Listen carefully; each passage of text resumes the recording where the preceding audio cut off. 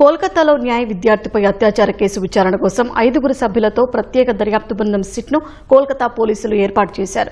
ప్రజల నుంచి పెద్ద ఎత్తున ఆందోళనలు వెల్లువెత్తుతున్న నేపథ్యంలో ఇప్పటి వరకు 4 అరెస్టు చేశారు. తాజాగా అరెస్ట్ అయిన వ్యక్తి ఓ సెక్యూరిటీ గార్డు అని పోలీసులు తెలిపారు. ఘటనకు సంబంధించి అతడిని ప్రశ్నించగా సరిగ్గా సమాధానాలు చెప్పకపోవడంతో అరెస్టు చేశామన్నారు. ఘటన సమయంలో సెక్యూరిటీ గార్డు కళాశాలలోనే ఉన్నట్టు సీసీటీవీ కెమెరాల ద్వారా గుర్తించారు. శనివారం అత్యాచార బాధితురాలని ఘటనా స్థలికి తీసుకెళ్లిన పోలీసులు ఆమె చెప్పిన వివరాలను నమోదు చేసుకున్నారు. ఈ మొత్తాన్ని వీడియో తీశారు. జూన్ 25న కస్బా ప్రాంతంలోని సౌత్ కోల్కతా లా కళాశాలలో తొలి సంవత్సరం చదువుతున్న విద్యార్థిని నిందితులు సెక్యూరిటీ సిబ్బంది గదిలో బంధించి అకృత్యానికి పాల్పడ్డారు. బాధితురాలు తప్పించుకునేందుకు ప్రయత్నించగా హాకీ స్టిక్తో దాడి చేశారు.